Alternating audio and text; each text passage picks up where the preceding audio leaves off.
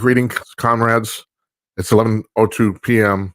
on the East Coast, 8:02 p.m. on the West Coast of the United States. I'm here in Minneapolis. It's 10:02 p.m. Coming to your cordless. I'm Jim Peters here, and this is Jim Peters Tonight. Kind of a little discombobulated tonight. Don't know why. I don't know if we're going to take a vacation this coming week.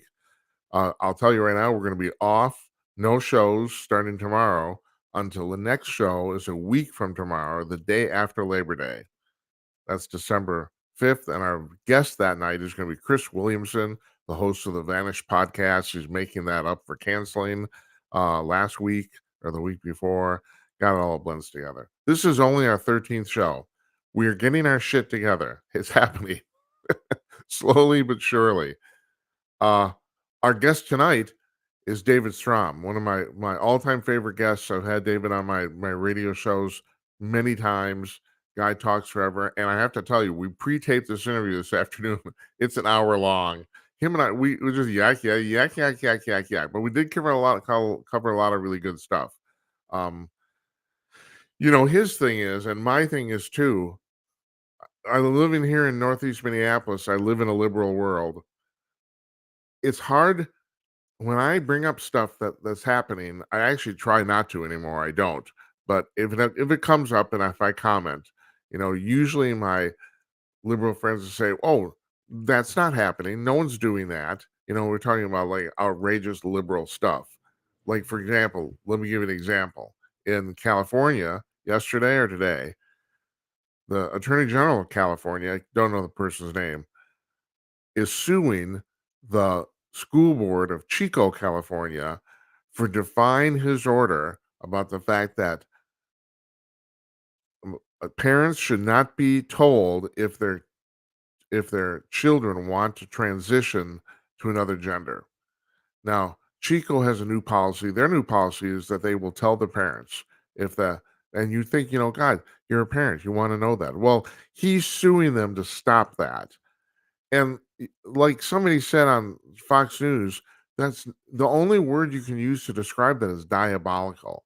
You're not going to tell the parents of the child who wants to apparently sexually transition. And also, let me tell you right now, the kid doesn't know what the hell he's doing. Yeah, David and I talk about this too.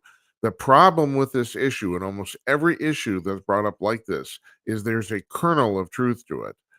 I'm not going to tell you that transsexuality is not real. I'm not going to tell you that. It is. The problem is, as David points out, very, very, very few people suffer from it. He said and this is what I've heard too, the best estimate is 0.2% of the population. That's 1 out of every 500 people. The chances that your child has that dilemma is almost zero. And the kid is just like, and here's another statistic I just learned that I brought up with my interview with David too, that you'll hear in just a minute, that I just heard the other day, and that is the last 3 years,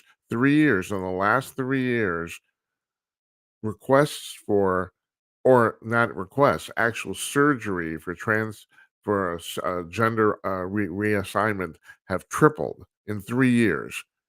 So you're going to tell me if this is a natural state, which apparently it is, but if this is a natural state, that in 3 years, the number of transsexuals in the United States tripled? No, that didn't happen.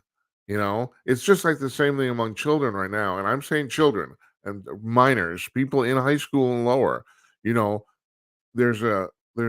basically a trend. It's a fad to identify as either quote unquote queer or non-binary, or, we used to have names for that too when I was growing up, as bisexual. Bisexual people are real. Homosexuality is real. I think it's genetic. Why do I think it's genetic? Because 10% of the entire mammalian population of all species of mammals exhibit it. Actually, except for one single one. I can't remember what that is. I can't remember. But they all do. And no one's telling, sloths that they're gay. So I don't think they're getting influenced at all. But these kids, it's a fad right now, and this has happened because of basically indoctrination in our schools. But if you point this out, to people, and even reasonable liberal people, they'll say, well, your information is either correct, incorrect, or that's just not true. Usually they'll say no reasonable person will do that. Well, that's the problem. What's going on is completely and totally unreasonable. And they've basically come to the point where they've decided that they can float this stuff with impunity. And apparently, so far, they are. There's an opinion piece by Emma Jo Morris on Breitbart today, and she says that she's talking about the election. And I've heard this too. Matter of fact, Laura Ingraham tonight on her program, just a couple hours, 3 hours before this, she was talking about this, about the fact that apparently the Democratic Party's already making plans that if Trump actually wins the election, to somehow qualify him from actually taking the presidency. Now, Emma Jo Morris brought this up on her in her opinion piece. That we were asked to wear masks. That was stupid, and we did, but no one really complained. And then we've been asked to do a series of things. I can't remember what her other example was, and we haven't complained. But if Trump actually wins the election and is denied the presidency, well, she didn't say this. She said at this point, um, voting in the 2024 election will be an act of defiance, and she's right.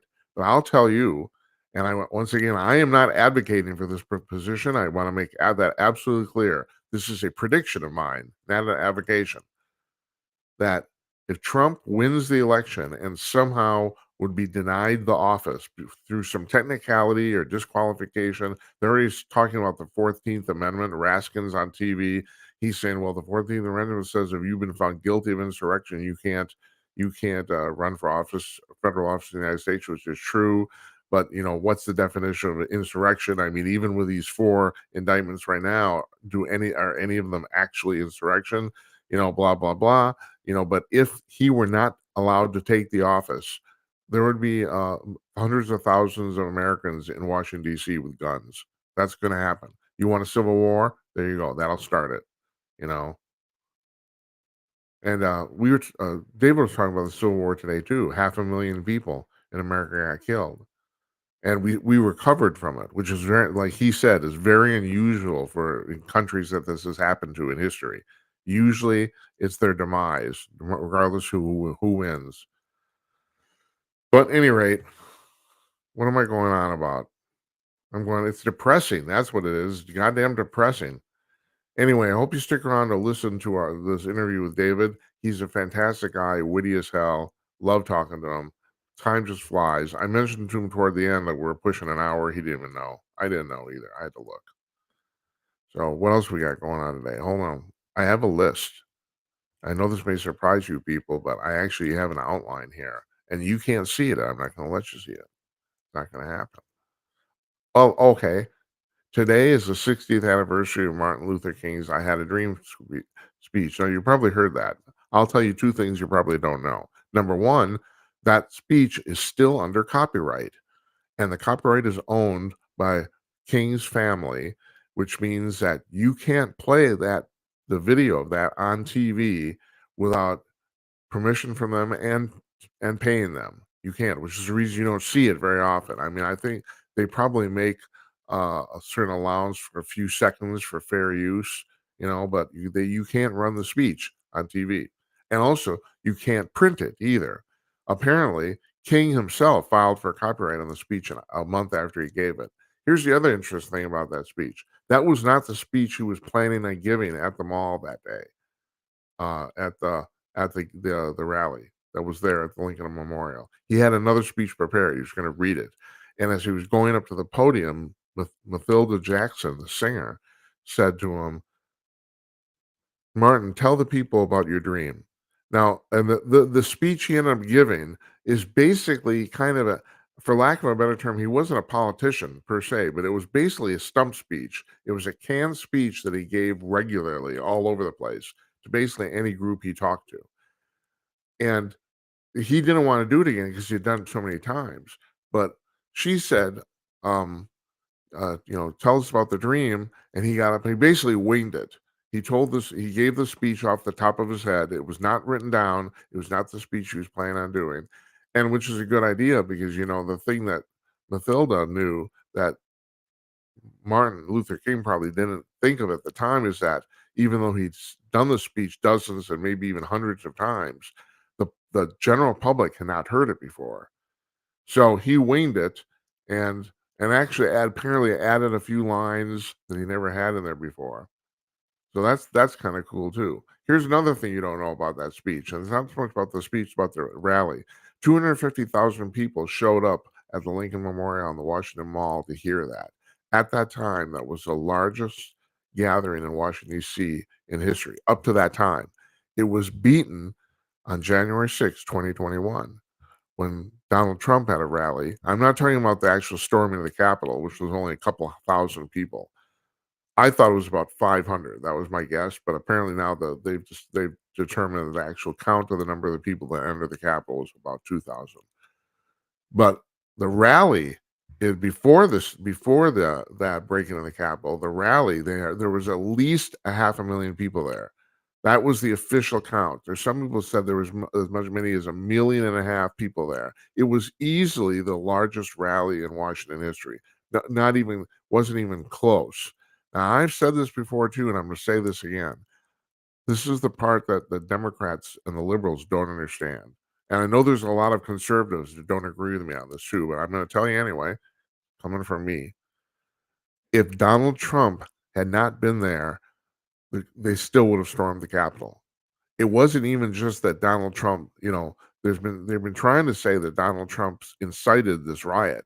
He not only did he not incite it, it didn't have anything to do with him. And the fact that people don't understand this, I find absolutely astonishing. Yeah, they're all his supporters, right? Duh. Yeah, okay. But he not only did it had nothing to do with anything he did or said. If he hadn't have showed up, it still would have happened. Matter of fact, I could make an argument that he made a huge mistake showing up. I could. That's like he should not have gone.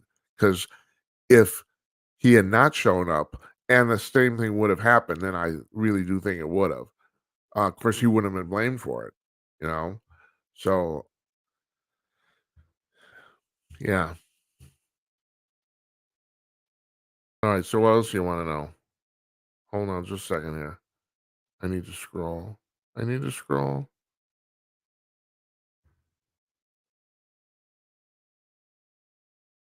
Dianne Feinstein has given her daughter power of attorney. She's 97 years old. She's a senator from California. She's given her daughter not power of attorney, but she won't quit the Senate.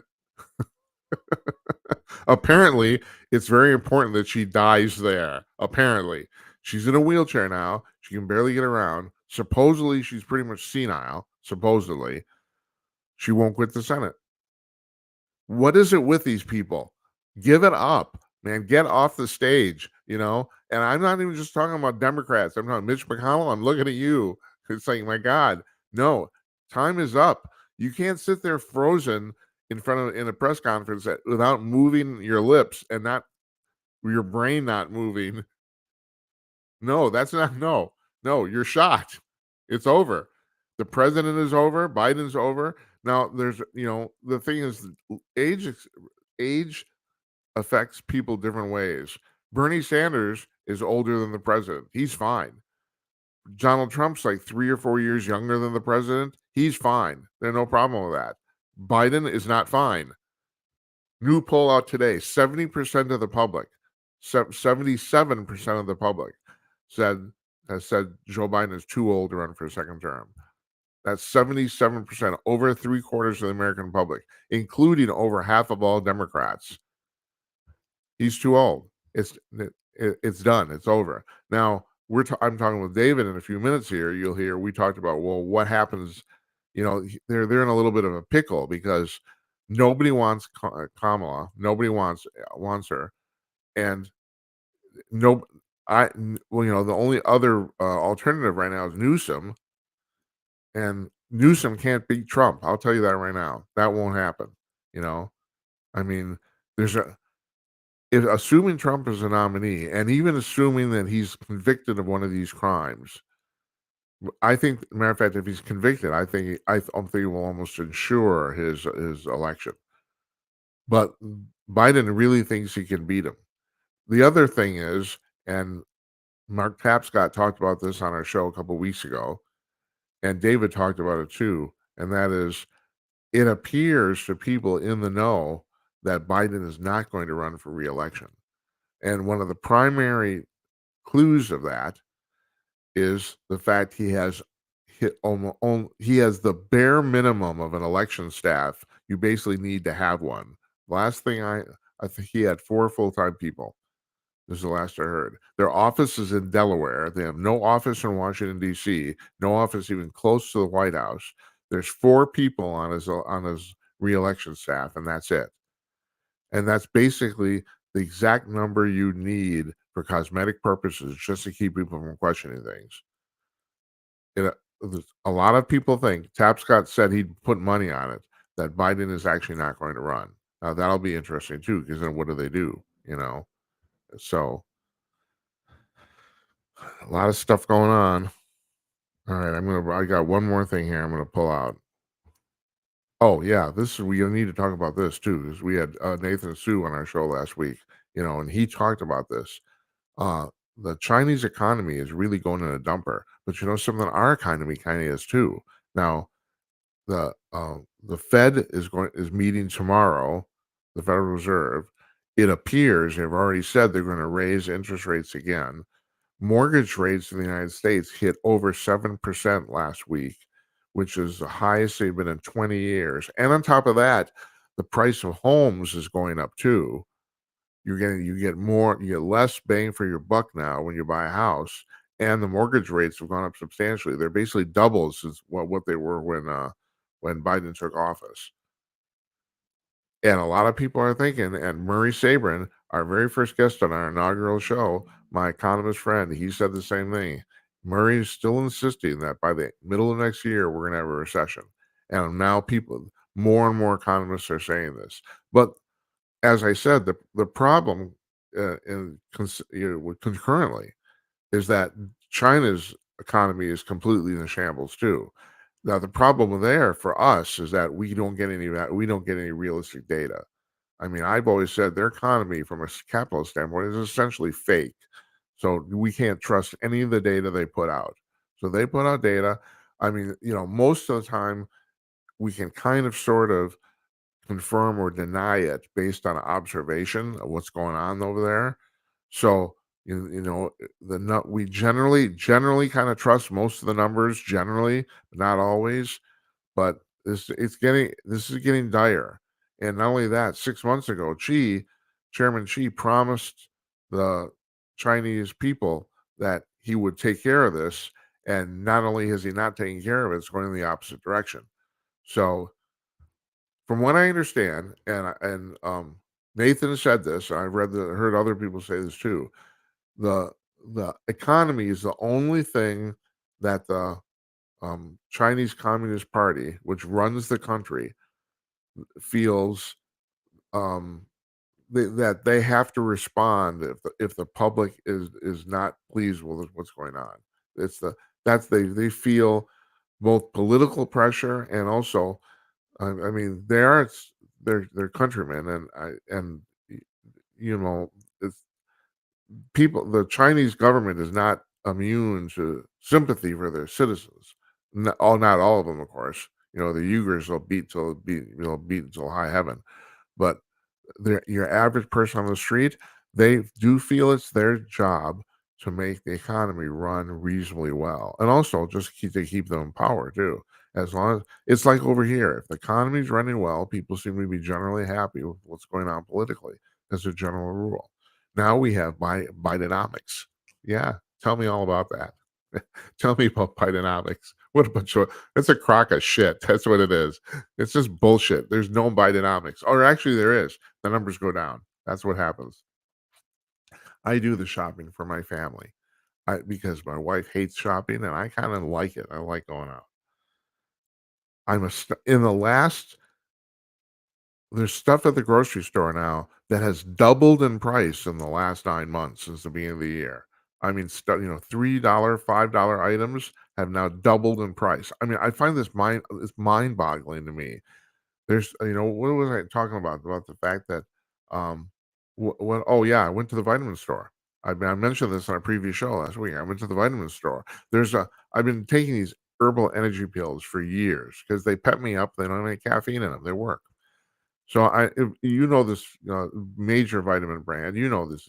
They have stores. You know what I'm not going to mention them, but for years, I mean, I'm taking this for 20 years. For years, they were $15 a bottle, and I go in a couple of weeks ago, $25.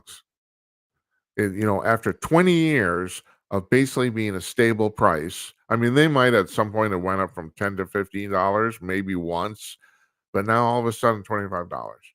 Yeah, that's Bidenomics for you folks. There you go. That'll work.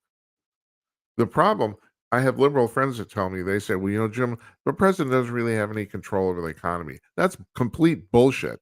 The real thing is, most presidents don't know enough about economics to control the economy. And not talking about Democrats either. I'm talking about Republicans. I mean, people forget this. George W. Bush, the 2008 recession happened under his watch. At the very end, yeah, but still, he was responsible for that.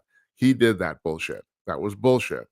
You know, uh, and I, I could talk for an hour about why that happened, and yes, it wasn't entirely his fault, but it did happen under his watch. And most presidents just do not understand how this works. People say, well, Barack Obama, it was a slow and steady growth. No, it wasn't. It was crap. It was crap. If he knew about economics, he could have solved that problem in 2 years. Instead, we had a laggard economy. It's important to realize this, that when he left office just before Donald Trump started, there was an article in USA Today, and they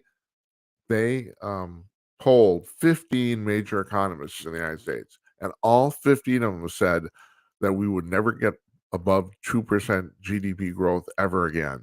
He said that's never going to happen. Well, Trump comes first year 4%, actually 3%, second year 4%. It's just these people, they're stupid. And yeah, it's like I said, it's not just Democrats. I'll give you an example. I've always thought this too.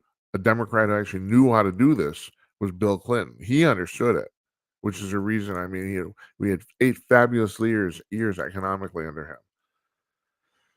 So don't give me that crap about the fact that the president can't control this. Trump played it like a violin. I mean, he will go down in history at the present time anyway as the single greatest president in terms of economic stimulation and manipulation. There's no doubt about it. People, even Murray Sabrin will tell you, and other economists will tell you too, that FDR got a lot of credit for supposedly, solving the depression. And actually he didn't. It went on he didn't know what he was doing either. It went on way, way longer than it should have.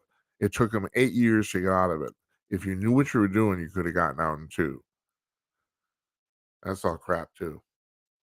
So look, here's the deal. I'm gonna run this interview here with David Strom. Seriously, stick around. It's fabulous. It's just fabulous thing going on here. We're not going to take any calls tonight, which I know you're going to shoot me because I'm usually on here, begging people to call up, but we don't have enough room tonight, enough time. We're going to run this interview. I will have a few closing remarks. I want to remind you, we're taking the rest of this week off. We will be back on Tuesday, September 5th, the day after Labor Day. Our guest on Tuesday is Craig Williamson, the host of the Vanish podcast. On Thursday, we already have booked Dr. Patrick Moore, climatologist, and I have to play this up. On my previous radio show, in like 3 years, he was the single most memorable interview I ever did. He was the interview everyone talked about for months and months and months. He's got a really interesting story. He's one of the founders of Greenpeace. And yeah, he really is one of the founders of Greenpeace. He's one of those guys in the stupid rubber boats out there trying to stop the whaling boats. He was one of those guys, and he founded Greenpeace. And you think he's a dyed-in-the-wool, bleeding heart liberal, right? Well, he was, until 2 things happened, according to him. I'm paraphrasing him too because I've talked to him before. One is Greenpeace got so big that basically, like all other large, huge nonprofit organizations, that at some point all it cares about is collecting money. Said they completely lost their mission. And the second thing is he's a trained professional climatologist.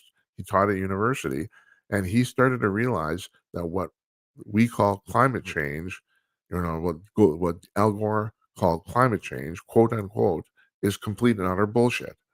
And he wrote a book on it too, and we will put the link to that book up. The book's only about 150 pages long. It's a little dense scientifically. It's well worth reading, and he will tell you why climate change is complete and utter bullshit. I have my own story on this, my evolution from this also tracked with me becoming turning conservative from liberal too. I had a all right, I'm going to tell the story then. I'm going to tell it. This is about 8 years ago. I'm at a Christmas party for a very large American scientific organization. Can't tell you the name of the organization. Can't tell you why I was there. I can't tell you. Sorry. And the thing is, also, I don't want to drag people into the show who I don't think might not want to be mentioned here. And I'm talking a lot of scientists. Also, it's a Christmas party. There's scientists on a lot of them. And I end up at the bar with this guy, and he is he's not famous to the public, but in the climatology field, he's one of the major researchers in the United States. And we're drinking. and and he says, and I'm kind of getting the bag, and he is too. And I said to him at one point, I said, Professor, tell me about climate change. And he slams his drink down on the bar and says, yeah, I'll tell you about climate change. It's a bunch of shit. And he launches into this 20-minute diatribe about how the only reason anybody in the field pays any attention to this was to get money, and how it's scientifically completely unwarranted and just a complete bunch of crap. And unfortunately, the science part, I can't remember because I'm too drunk. And he's a little tipsy too. I know that because he's really getting mad. But it was a fascinating discussion. If you want to call it a discussion, he did all the talking. But I was kind of starting to wonder. I mean, I studied a little bit of physics in school and stuff, and I was starting to wonder that some of this stuff didn't make sense to me. And then I heard it from him, and I thought, oh, it didn't make sense to me because it doesn't make sense, And now Patrick Moore, along with Michael Schellenberger, another name who I'd love to have on the show someday too, are basically the two major guys in the climatology field who bolted from the orthodoxy and have now said that climate change is bullshit. So he's going to be on next Thursday, or a week from Thursday. That's, let me see, the September 7th. We always have a list of all of our upcoming guests on the front page of our website now at jimandknight.com, which you would go to call in.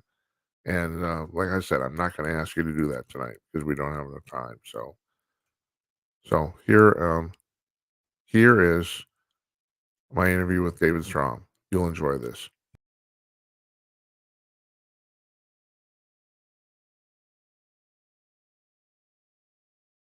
Joining us from his palatial home in North Minneapolis, only 3 miles from our office, David Strom, the associate editor of hotair.com. Hi, David. Nice to see Hey, you. Jim. This is the first time we've done this on video. It is, and I usually try to hide my face, but I appreciate for it. you, for you, I will do this Thank you. Thank because you I very want to much. offend you. Thank you. So, I have to thank you for this. I was reading a bunch of your recent articles on Hot Air. By the way, did I mention you're the associate editor of hotair.com? Did I mention that? You did now. Okay, now I have. And you've been really good about basically saying, we're not overreacting. The world is really going to hell. Yes. And the thing is, and you mentioned in a passing, just a passing remark in one of the articles I read about the fact that you were talking about like your friends saying, do you name some examples, or like you're wrong? I mean, I don't know about you. We live in Minneapolis here. It's the most liberal world on the planet. This is what I get from my friends. Two things: either your information is incorrect, or like you said, show me some examples. But it's mostly the first one. People will say, where are you getting your information? That's wrong. Yeah, well, I mean, one of the ways that the mainstream media shapes the narrative is not so much lying. It's not that they don't do that, but it's in picking and choosing what they tell you. So I wrote a piece earlier today about the BBC doing a Yeah, I was story. gonna ask you about that. Yeah, go ahead. They did a story, and it was about a man who was just convicted and sentenced as a pedophile. He was going after, catfishing for 14-year-olds. And the first version of the story noted that he was a drag queen, and that he was organizing the first pride event in his community. And then they stealth edited it, took out the drag queen, and then they stealth edited it again, and took out the fact that he was doing a pride thing. And so the story became, man sentenced, you know, Yeah, uh, right. at which, and there are times when there are extraneous facts that don't really have to be in there. So, I mean, let's say that a guy was sentenced for shoplifting, and he also happened to be a drag queen.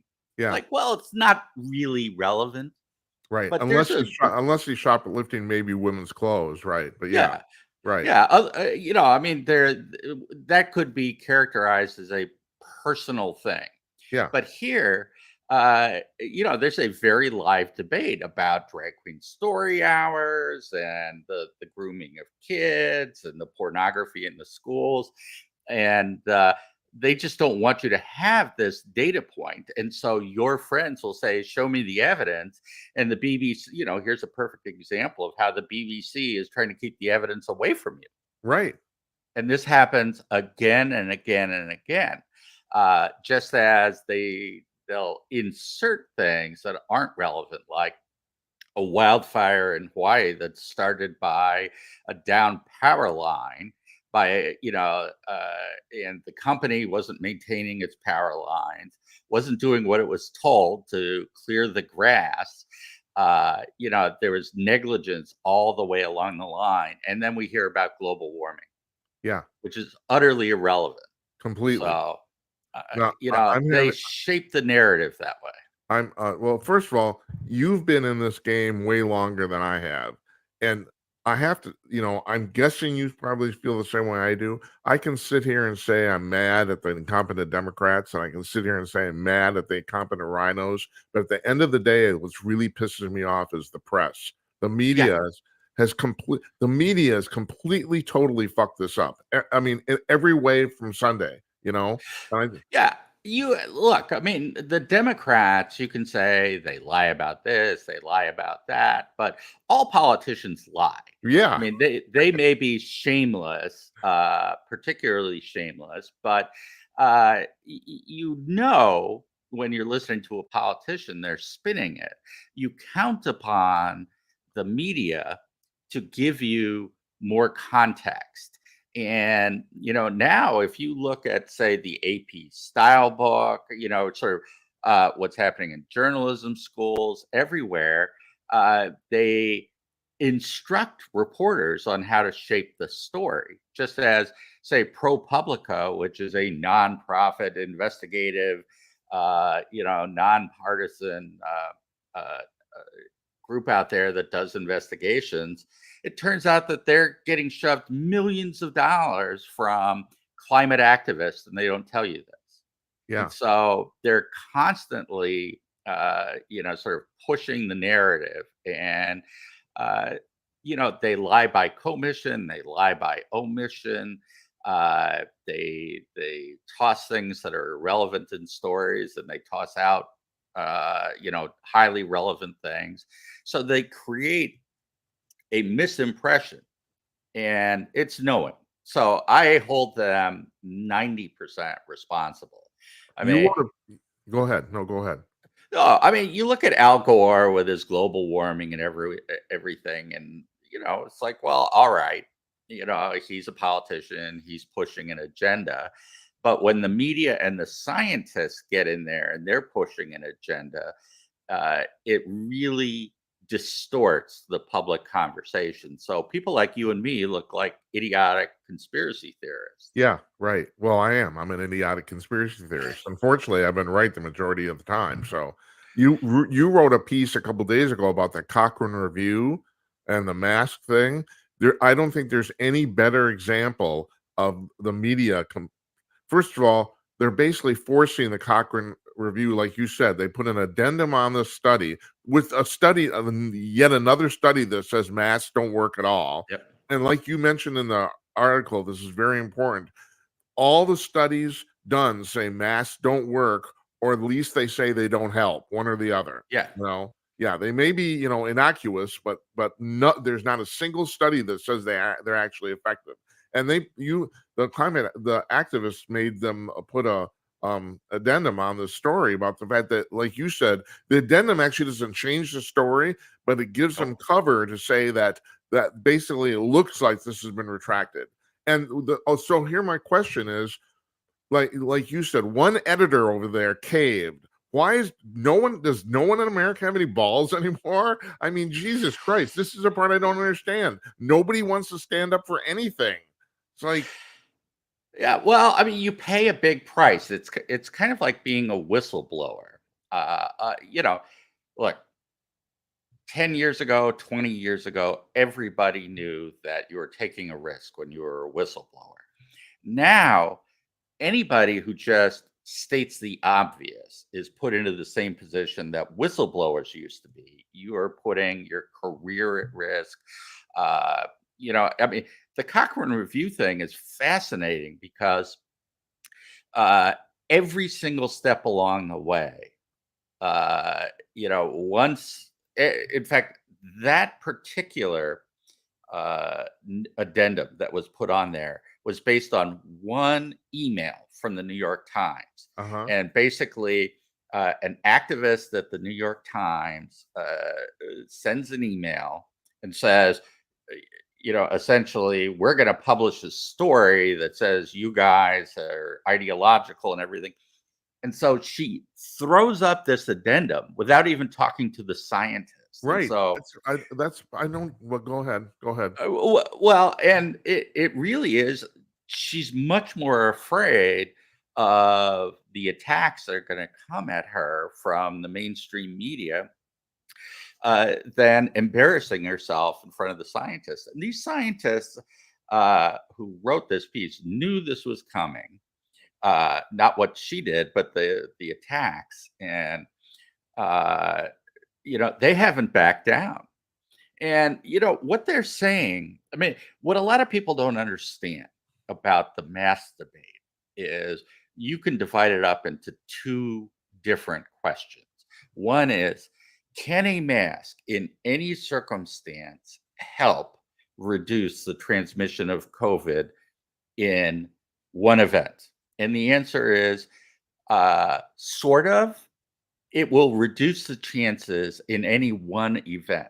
Yeah. But a mask mandate is about using masks again and again and again. And Right. for instance, the Cleveland Clinic did a study of their doctors.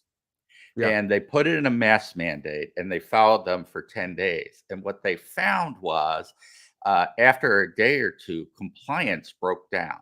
And it's not just that sometimes the doctors wouldn't put on the mask, because an N95 mask sucks to wear. Yeah. And wearing it for 8, 10, 12, 16 hours. I've done it. It's horrible. terrible. Yeah. It is absolutely horrible. But also, the way these mask mandates work is you go on a coffee break, you take the mask off, you do your coffee break thing, and then you wind up putting the same mask back on. Right. And an N95 mask, every single time once it's been touched, that mask is done. You take it off and your fingers have gone inside the mask, you put it down, the virus particles are getting on the inside, and you actually wind up putting virus particles next to your nose, increasing the chance that you're going to get COVID. And so as a population level, and those are doctors who know how to use these, once you start talking about people in the real world, it's pointless. It's worse than pointless. Yeah. And that's what their study showed was even in the most stringent circumstances, it breaks down almost immediately. And well, So you brought up the very important point here, and getting back to what you're saying before, and I consider this now, it's a mythology of the left, and that is there's a kernel of truth to what you're saying, and that is theoretically using masks might help a little bit. In practice, not at all. And so that's so right. They latch onto that tiny little theoretical part. Now you're talking about climate change. I'm going to have Patrick Moore on the show after the holiday. He's the former founder or one of the founders of Greenpeace, and he dumped Greenpeace. He got out of Greenpeace because he's also a professional climatologist, and he came to the conclusion climate change is bullshit. Now the thing is, once again, it's not really bullshit. There is actually a kernel of truth to it. Yes, yep. the world is warming up. But like you said, you got to ask the next question. What are the ramifications of that? Well, it turns out probably nothing. Yeah.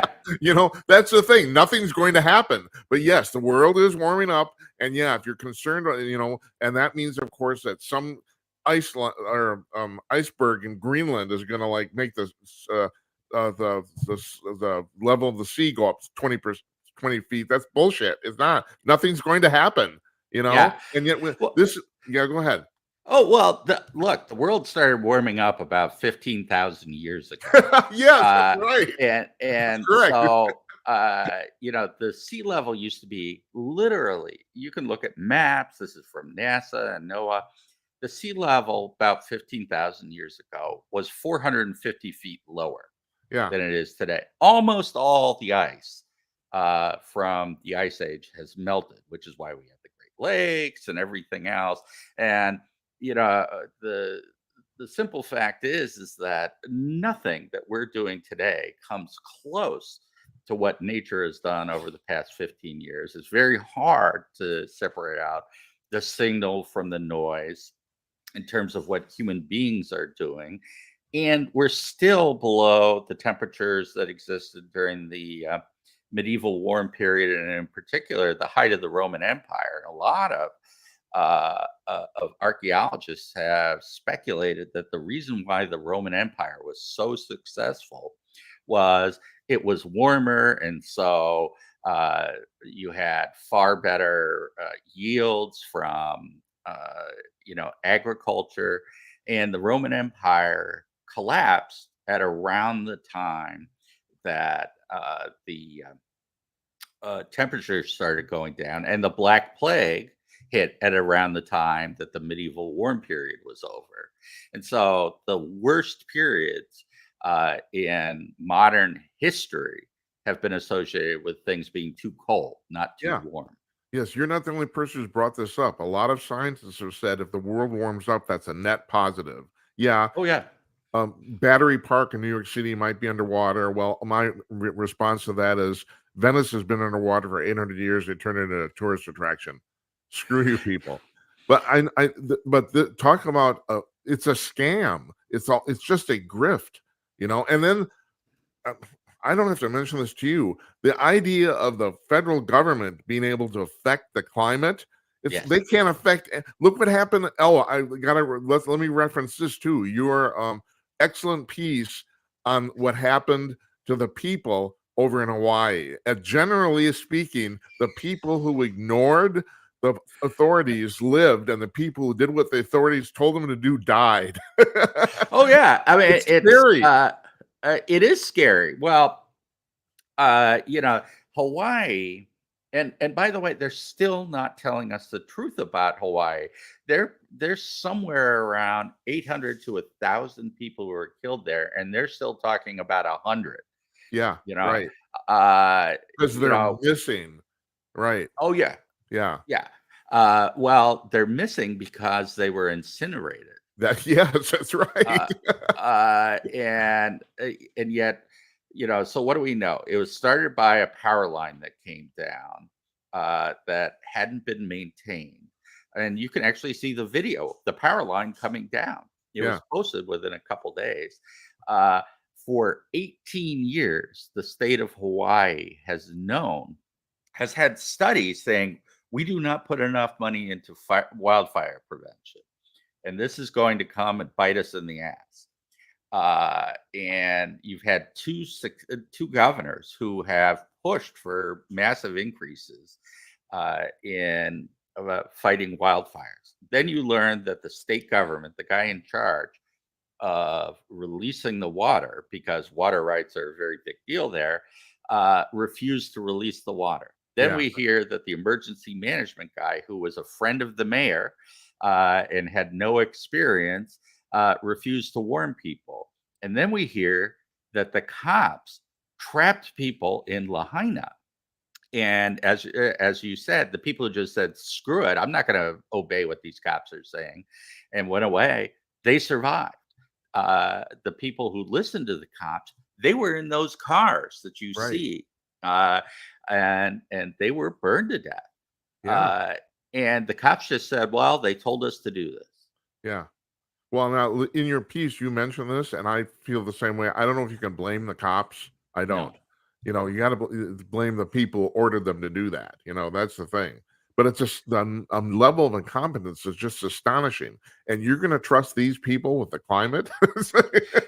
With the climate, with COVID, and uh, it just all along the way. I mean, these are people who are continually surprised by the obvious, and it's scary because people give them that power. I mean, we don't have to accept that they have it.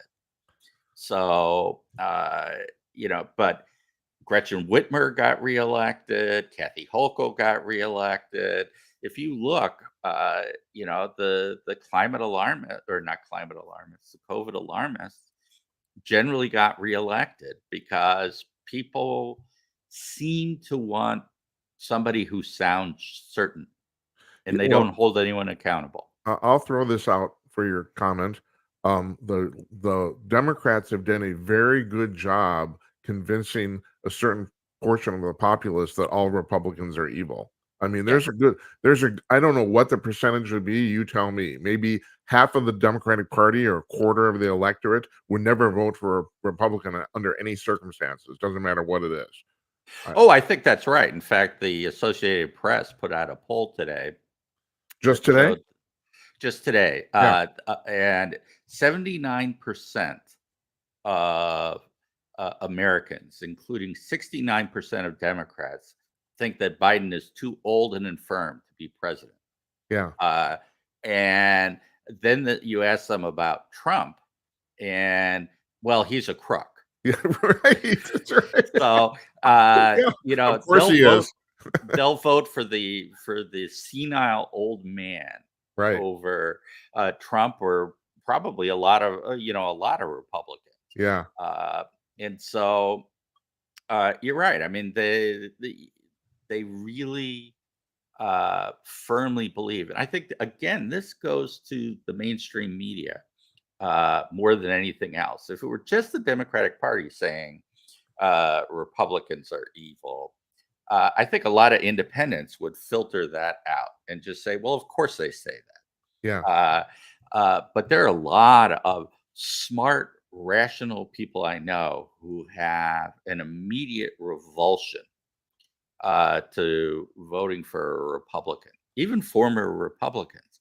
And a great example of just how distorted things are is if I ask you which group of people are more likely to censor something, the left or the right, what would you say? Oh, I'm guessing if you took a poll, people would say the right. Yes, Right. exactly. And it's all based upon the fact that, we're against like graphic novels showing, minors having sex with each other. Yeah. Uh, Well, I you hear know, about this all the time. I don't know about you. My liberal friends here in town, the thing about Republicans is we're trying to ban books in schools. That's what you hear. yeah, that's what you hear. But who has actually been censoring? Yeah. Right. I mean, if you go, I mean, literally, they took the president of the United States off of Twitter. Yeah. I mean, Yeah. And the oldest newspaper in America was off Twitter for like 8 weeks for no stated reason. We just yeah, we killed your account. you know? We killed your account because you actually said something that was true, Right. Right. but inconvenient. Yeah. Uh, I mean, I have shown pictures to liberal friends of mine of the books that we're having arguments about, and they'll all say, "Well, of course that doesn't belong in schools." And then they'll turn around and say, "But you're trying to ban books." Yeah, right. That's right. And we're not even talking about banning books. We're talking about not putting them in school libraries. Any parent can go out and buy those books. Anybody can go out and buy those books. It's just we don't want them shoved at kids in school. And if they say, well, you shouldn't be, doing that, it's like, well, we curate libraries all the time. I mean, any typical school library has about 10,000 books, Right. which is, a fraction of 1% of all the books that have ever been published. Yeah. And so it's an affirmative choice to put a book in the school. And we're saying that's not an appropriate affirmative choice. Yeah. Has it occurred to you? I was talking to another editor friend of mine. This whole thing about the trans issue, which is really, I mean, keep people forget this has only been floating around for 3 years, Yep. and apparently, supposedly, and I think it's probably true, trans people have been around forever. And once again, I've said this on my broadcast. The thing with this issue is transsexuality is real, but the problem, if you want to call it a problem, is it affects very, very, very few people.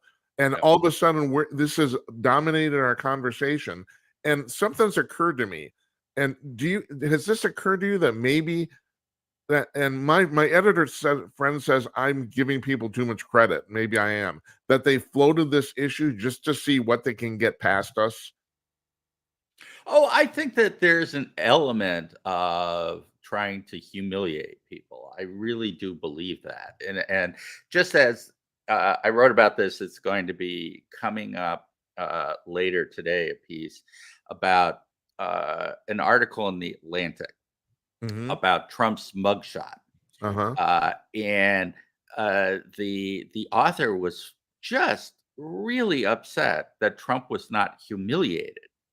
And for her, the point of the mugshot, and for all the Democrats, was basically to beat us down. Yeah. And she was upset that Trump, that there were mugs, and you know that the picture was floating around everywhere, and she was angry that we were not humiliated. For her, that was the whole point of this, and I think Yeah. the same is true for a lot of these issues.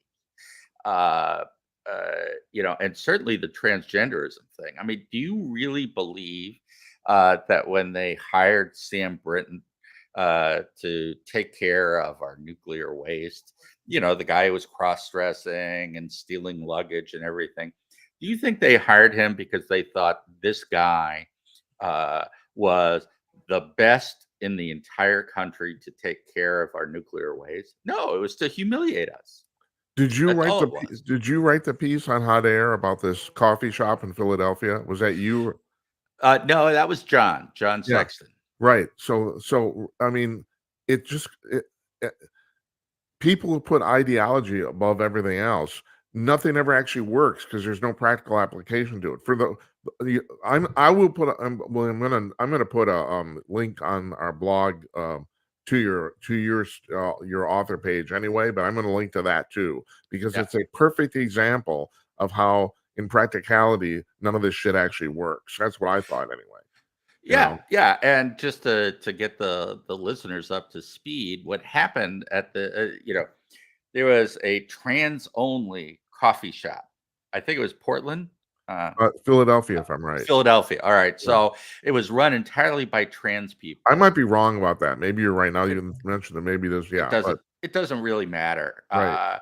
And it's closed within 2 years because uh, the owners started this out, and it was going to be specifically for trans people. Then what happened was is that COVID hits, and they become COVID fanatics, and everybody never opened the store because they were afraid of COVID, but they wanted everybody outside to wear masks, and they'd start yelling at customers.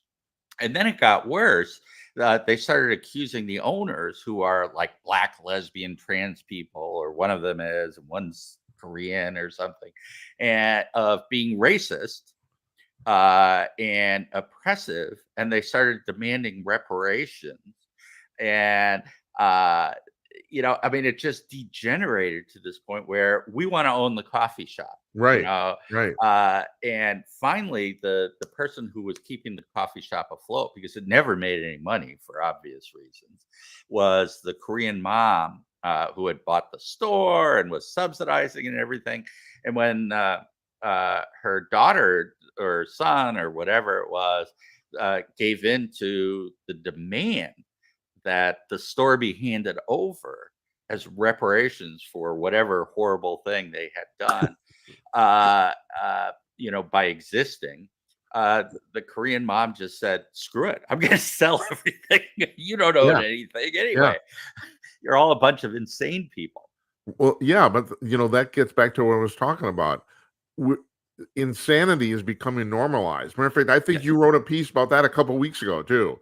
It's this is the crazy thing. I mean, this stuff is so crazy that I mean, I understand what the strategy is here. We will float completely crazy shit because you're going to have to respond to it, and then we do, and but the thing is, no response can match the craziness of your idea, and therefore, and that's why I get back to the thing. And my friend accuses me. He says, there's not that much control in the world, but sometimes I wonder if George Soros is somebody out there is actually sitting there pulling levers, saying, "Let's see what we can do. Let's see how far we can push this." That's why I get down. Yeah, I mean, I don't know if there's enough control for it to be successful in the long term. Uh, Although I think there's enough that they can ruin things. It's easier to No destroy. shit. They want to build a new world. Right. That's not That's going to right. happen Yeah. because it is. Well, It's hold before so. you go on. Let me ask you: Do you think the common idea here that people think is that they think that to build a new world they have to completely destroy the old one? Is that what's going on? Well, they say that. I mean, Yeah. they say it constantly. I mean, this is where, uh, eh, you know, I think we do not do a good enough job to explain certain things. For instance, it's not like the World Economic Forum is a conspiracy that's hidden. You No. can go, you can go to their website. Klaus Schwab has a book, and when they say, "Well, Klaus Schwab is just some, Something. nutcase," Yeah. Right. no, I mean, he's showing up at the G20. Yeah. Every major CEO goes there. He's pushing ESG, and BlackRock and Vanguard start doing it. Yeah. Uh, and so the roadmap is right there. And the proof, I mean, Klaus Schwab will tell you can find a list of all his acolytes who are working in government and, uh, important executive positions. You can see, Bill Clinton and, even Trump went there once, although mainly to make fun of them. Uh, but I mean, it's not a wacky conspiracy theory. It's right there in front of you. Yeah. Yeah. I mean, NPR will tell you no one wants you to eat bugs, and although they'll have 30 stories about why you should eat bugs, That's right. but you can just go to the World Economic Forum, and they'll explain to you why eating bugs is a good thing. And then look, you know, about 10 years ago, it was a big fad among celebrities. There was a picture of Jeff Bezos eating, a cricket or a cockroach or something awful. So you know, there's cricket flour. There are all sorts of things that are. I mean, I was in a grocery store. I forget whether it was Whole Foods or someplace like that, and they have cricket patties. And yet Oh, wonderful. Yeah. you explain this to people, and they look at you because it is so insane that they don't believe you. Right. Well, that's the problem we have. We keep, in the conservative media, we keep saying and saying this shit, and people just point at us and say we're nuts. And Yeah. we're not the nutty ones. At least I don't think so. You know. Oh no, well, I mean, it's it'd be fascinating, uh, to take a reporter who has been talking about how all this is a conspiracy theory. They probably attended a World Economic Forum event. Oh, yeah, probably, yeah, Uh, right. uh, so And they've hold it, before you go on, I do have to mention, although this is certainly not an original idea on my part, Klaus Schwab, he looks exactly like some James Bond movie villain out of one of those old movies. He does. I mean, it's like it's Yep. hilarious, right out of Central Casting. But He's anyway, bl go ahead. he looks just like Blofeld. All Yeah, he he does. needs is He's the Blofeld. white cat. Right. That's right. In fact, I have used the picture of Blofeld with a white cat, as George Good. Soros, uh, or not Soros, Klaus Schwab.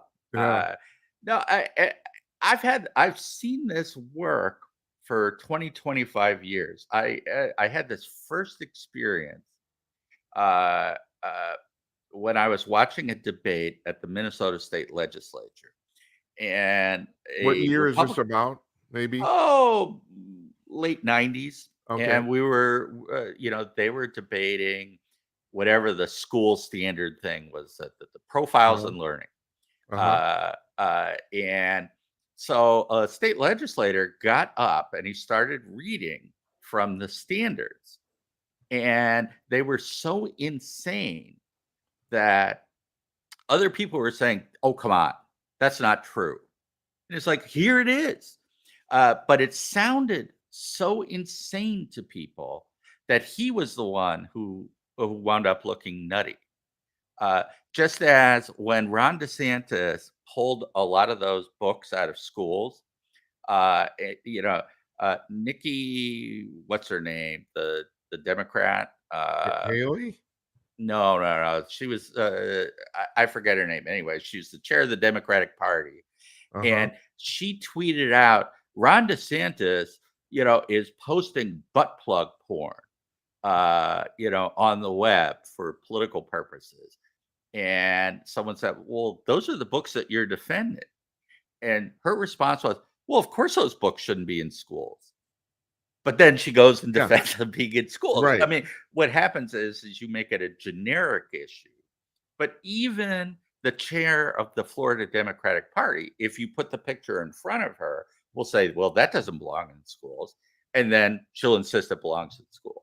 Yeah. Uh, and so, most people will look at that and say, well, see, the Democrats agree with me. The latest thing I've got from my friends is this thing about in Florida, this 92 point curriculum they've come up Yeah. with about how they said that slaves learned valuable skills during slavery. And all my liberal friends are saying, well, this is just disgusting. And, I don't bother to point out the fact that that was written by two black men whose whose family were in slavery. In slavery. I mean, it's like who are you? It's like this. Ron And DeSantis. Go the ahead. exact same point is made in the African American AP studies curriculum. Yeah. And the meaning of it, the reason why it's in there is to say, look, uh, even enslaved Black people did not give in to being victims. They Right. learned things, they used skills, and they were able to lift themselves up despite the fact that they were getting whipped. They were being forced to perform labor without compensation. They were slaves, but still they refused to be 100% victims. That's a good lesson Yeah, and it's also about. that's one of the two guys who wrote that. I mean, he came out defending it under that very premise. That's He said the same thing. And Yeah, they're both like basically elderly gentlemen. I think they're both in their 70s or something like that. But so yeah. Well, that guy who wrote it said, "Look, my great grandfather was one of these people, right. That's exactly, and, yeah. he learned carpentry skills, and so when he was freed in the Civil War, he became successful and made it possible for me to be a professor.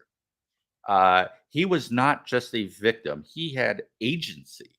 And so much of what the left is trying to do, particularly to African Americans, but really to anyone who feels disadvantaged, is to take away their agency and make them completely dependent upon the establishment for the ability to do or be anything. Right, right. So, David, where do you think this is all going? Do you have any predictions for society 10, 20 years from now? What do you think? Uh, I'm generally pessimistic. I used to be a very optimistic guy. I'm generally pessimistic. I think that it's still possible for America to recover. I talked to my father, who leans sort of center left, and he says things were worse than the 60s. How old is your father? He just turned 80. Okay.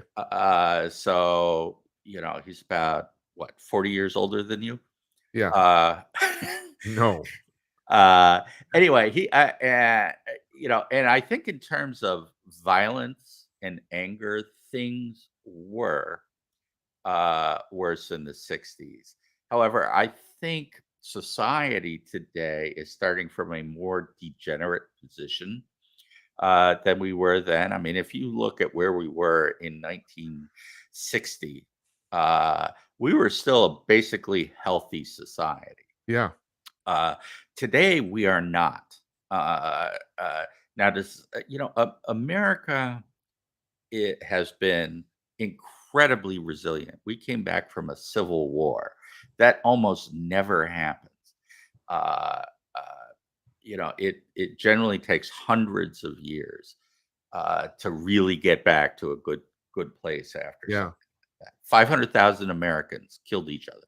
Right. Right. Uh, uh, so there is a fundamental resilience to this country. But I do think that about 25 to 30% of the people in this country, and they say it, they will tell you America is fundamentally racist. It's fundamentally a colonialist, white supremacist culture that needs to be destroyed. And I'm afraid if you've got that large a proportion of the population committed to destroying the country, they're more likely than not to succeed. Would you call them brainwashed?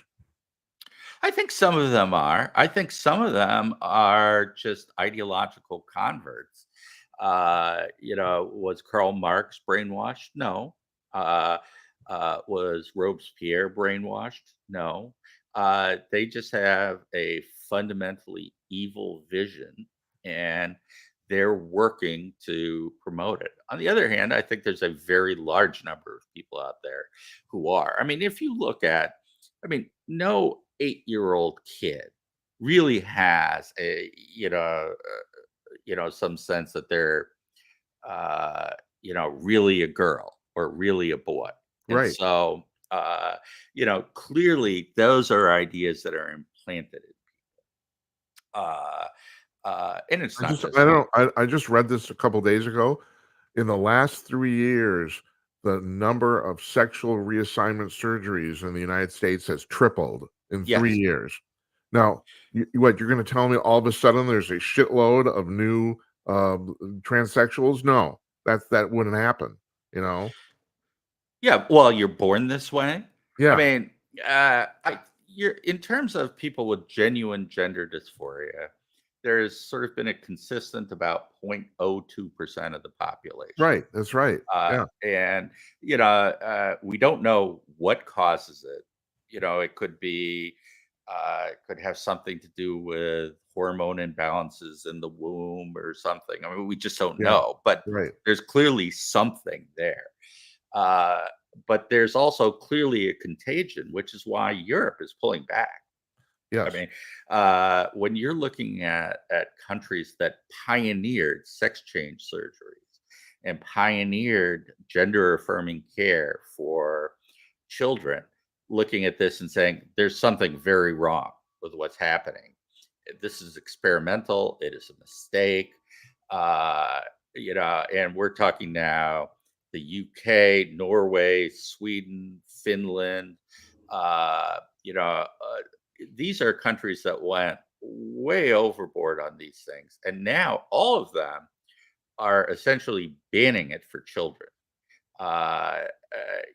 They carve out a little distinction. They say it is experimental. Yeah. But as a practical matter, they are denying it to all but a tiny fraction of children. Well, the And that amazing isn't thing based. is, this goes to your point. We don't let kids do anything No. because they're stupid. Minors are stupid. There's a reason they're carved out of the law. I don't know about you. I don't care at all. If you're a legal adult, you go to town, do Yeah. whatever you want. Yeah. I don't give a crap. But that's the thing I don't understand. For some reason, this is different, and it's not. It's not different. I don't know. No, I think what this is about is if you are able to suck someone into something that is so fundamentally against their nature, you have totally disconnected them from the world. Yeah. They are now, and by medicalizing it, you have created a permanent disjunction between them and the world. Hmm. I mean, when once you go on these hormones and puberty blockers, you will never be the same. Yeah. And once you get the surgery, you are talking about medicalization until death. Uh, Hmm. and so you have, and of course, every single parent who allowed this to happen will fight to the death to confirm what they did. Because otherwise, if they realize I damaged my child this severely, uh, how do you live with that? Was it you or someone else on Hot Air that actually wrote a piece about that? Because that's really true. I mean, I never thought about that till you brought it up about the fact that um, no parent's going to admit the fact they permanently damaged their child. It's like you will block it from yourself. You know? Yeah, there was a European psychiatrist who had changed his mind on this, and he said, "Look, this is a human rights abuse level of evil." Yeah. And parents who love their children are never going to. I mean, how could you admit that you committed an abuse that we would, chase someone to the ends of the earth if they did it to someone who was unwilling? Right. Right. Right. I mean, this is something they don't do this in North Korea to people. Right. I know Uh, it's almost a modern equivalent to sending somebody to the gas tank chamber. I mean, you know. Yeah, I compare it to lobotomies. And the reason why I do is lobotomies for decades were considered gold standard care. Yeah. And the guy who invented the lobotomy got a Nobel Prize in medicine. I have a Uh, relative in my family that had one. Yeah. and now everyone looks back in horror, Right. and they should. I mean, yeah, you can take away certain kinds of mental illness by destroying brains, but that's harm, not help.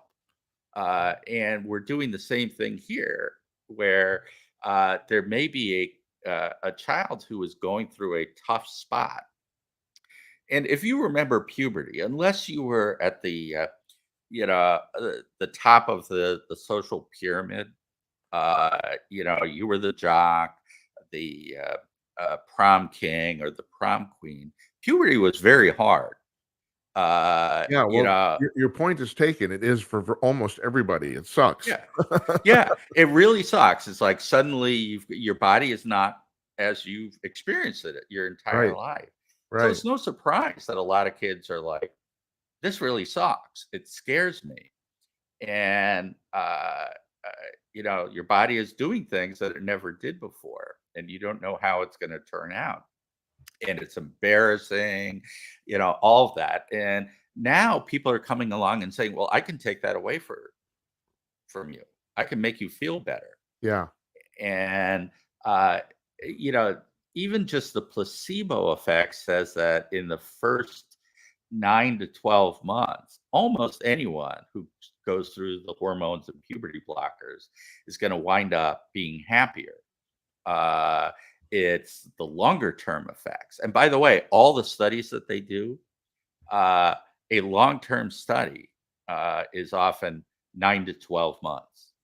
The follow up on satisfaction drops to near zero after 9 to 12 months. Uh, and you could have the same effect literally with sugar pills. Uh-huh. Uh, I'll give you Or uh, Snickers bars even. oh yeah, if a doctor hands you something and says this is going to make you feel better, experience shows that's true. Yeah. Not always in the long run, uh, uh, but just the sense that someone is taking you seriously and you're doing something to address the problem. A well-known effect. I was talking to a psychiatrist, and there's a well-known effect that people suffering from depression, severe crippling depression, uh, when they check themselves into a psychiatric care facility, have a short period of time where they experience a kind of euphoria. It's not that the depression has went away, but for the first time in ages, they have hope. Yeah, right. And I think we're doing that to a lot of kids, and it is a false hope for Yeah. them. Yeah. All right. One more thing before we wrap up here. Do you have any predictions on the elections next year? Any predictions at all? How stupid do you think I am? Okay, well, hold it. Now, let me tell you, I interviewed Mark Tapscott from the Epoch Mhm. Times a couple of weeks ago, and I asked him, as I asked pretty much everybody, and I'll ask you too. Tell me something I don't know, and he said, "Yeah." Now he writes for Congress. He's 70 years old. He's been writing about Congress for 40 years. He knows everybody in Congress on a first name basis. I said, "Tell me something I don't know," and he says, "I'll tell you something you don't know. Joe Biden's not going to run for reelection," and he's quite convinced. He's quite certain of that based on what he's heard. Now, there was an article, and I think it was just in Hot Air today about the fact that, but bringing up the fact that Biden, it looks like Biden isn't going to run. Do you have any thoughts on this? Or I I don't th- think you're stupid, David. I love you. yeah. I think it's quite plausible that he will not run. I think if Harris were not vice president, it already would be a done deal. Yeah, so do I. Uh, Right, because I mean, in that AP poll, 70% of Democrats think that he's too old. Uh, uh,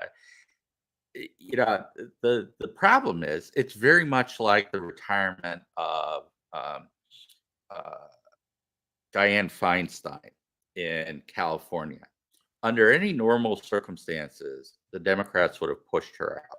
yeah, Particularly because you've got Gavin Newsom in there. He can put another Democrat in, no right, problem. right, However, Nancy Pelosi, wants to put a black woman. I forget who her candidate of choice is. No, she wants to put Adam Schiff in, not a black woman. yeah, Newsom wants to put a black woman in there. And so they're having this battle royale about the succession. And until, one or the other of them wins, they're in a stalemate. And barring the death of Dianne Feinstein, they may wind up in a stalemate to the next election. Uh, and I think they have the same problem with Joe Biden. Everybody wants him gone. But then is it going to be Gavin Newsom or is it going to be Kamala Harris? right. And, I have to assume most donors do not want it to be Kamala, uh, but the left wing of the party wants that great symbolic victory, Yeah, uh, which is the perfect Democrat metaphor if you think about it, because she's clearly the worst candidate. yeah, I yes, mean, it doesn't matter that it's she true. doesn't work. Right. What matters is the symbolism. Yeah. Uh, and so I think that's the one stumbling block. In fact, when what I was going to say after the "Do you think I'm crazy?" was, well, the first question is Joe Biden going to be on the ballot? Uh, uh, because I mean, whether he's technically senile or not is one of the. I mean, I don't think he's got Alzheimer's. Yeah, I don't either. So uh, Yeah. I think he is uh, clearly, I mean, he's not clearly across the line of sort of normal senility, but he's right there. Yeah. I mean, he's got. I mean, you just look at him and the slack jawed looks. There are times when his Right. brain Right. is not functioning. And do you get the impression that the few times he seems to be in public where does seem to be with it, I think they're just pumping drugs into his butt? There's certainly a lot of speculation and a lot of history Yeah. for Is that President. have you noticed this too? Any major speech he ever gives, around the 45-minute mark, he starts to visibly fade. You can kinda tell. They put the drugs in his butt, they push him out there, he does Yeah, great for 40 minutes, and then it's all hell breaks loose. I don't know. It's like, but yeah. Um, it's very difficult to know, but I mean, if someone says, "Well, that's just a conspiracy theory," I mean, there's lots of historical evidence that presidents have been medicated for those sorts of reasons. I mean, JFK yeah. being the most obvious Oh, one. right, right. Now that I didn't mean, have anything to do with his mental acuity, but yeah, he was basically in pain all the time. Right. yeah, Yeah. yeah. So I mean, it's very hard to say. But I mean, he's just not fit to be president. And you can say, well, 80% of what he does can be done by advisors, right? After all, 99% of the decisions are made by advisors, even with the most active presidents. I mean, there's just too many decisions to make. But the most important ones, like do we leave Afghanistan, he gets to make, and the guy is he's not with it. No. So Well, I mean, I don't have to tell you this, David. This guy, in his entire career, he's never been known for brains. I mean, nope. anyone that, that's no one's ever said this guy was brilliant. That's never happened, you know. Oh no, and no one has ever said he's honest. I mean, That's true uh, too. You're uh, right. I mean, he's a third-rate corrupt politician. He Yeah. always was a third-rate corrupt politician. Uh, you know, I don't even think most Democrats had, any great love or respect for him. He just happened to, he fit the profile for Barack Obama, who wanted Barack Obama was a young man. He was very inexperienced. I mean, people forget. I mean, he just went from state senator to president In in like some 3 ridiculous. years. Yeah. Yeah, Right. yeah. I mean, it was just, and obviously they wanted someone who could appeal to, people who are just a little worried about whether we really were ready for a black president or all of that. And I think Obama wanted somebody who he clearly towered above. I mean, he just did. I mean, Yeah. you put him next to Joe Biden, and uh, he's smarter, he's smoother, he looks better, and so Joe Biden was just a cipher. And I mean, but it's obvious that Obama thought he was a doofus, and Yeah. he was right. Yeah. I mean, when Obama came to the White House in late 2021, after Joe became president, I mean, I thought that was downright humiliating. I mean, Yes. he humiliated Biden, in his Yeah. on his own turf, in his own house. It was terrible. It was Well, I mean, terrible. yeah. I mean, even Biden's own people are like ignoring Biden Yeah, and right. blocking That's him. right. I know the visual was terrible. It was awful.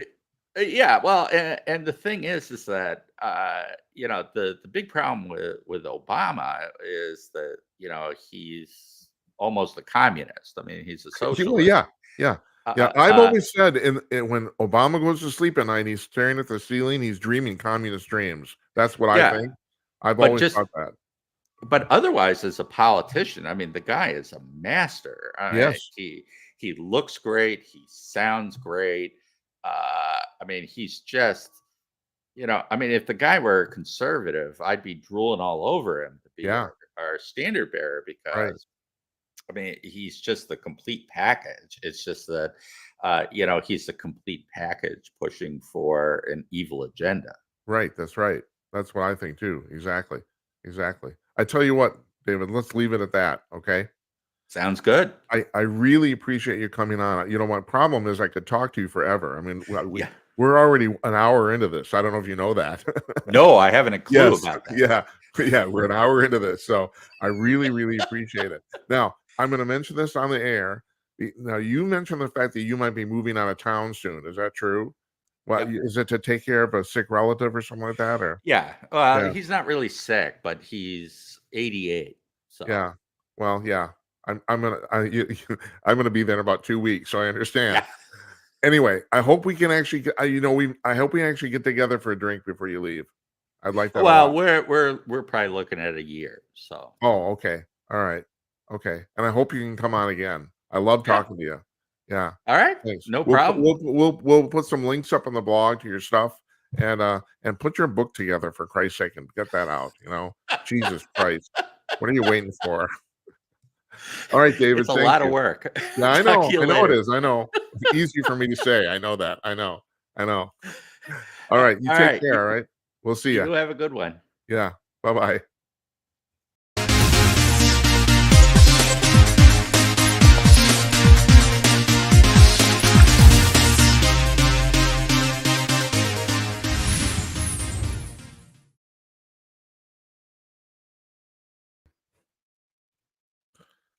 Our thanks to David Strom there. Fascinating guy. Great interview. Loved it. Loved talking to him. That's our show for tonight, everybody. Not going to take any calls tonight. For the 13th time we've done this. First time I've said we're not taking any calls, but we're not going to because I'm old and tired. And it's bedtime now. So we're taking the rest of the week off. We'll be back on Tuesday, September 5th. Craig Williamson will be our guest.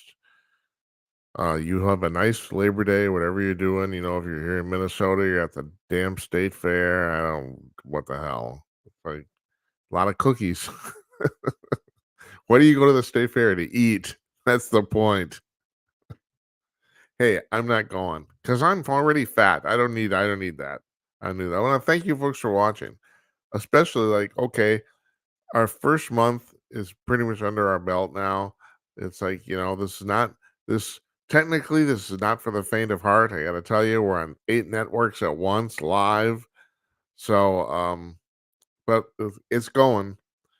So I want to thank you for we had 2 weeks ago we had 2,500 people watching this. So and that was pretty good for our 7th show. I appreciate it a lot. Anyway, yeah. So we'll see you folks soon in a week. Hope you have a nice week, and I will see you a week from tomorrow on September 5th, Tuesday. Take care, everybody. Thanks.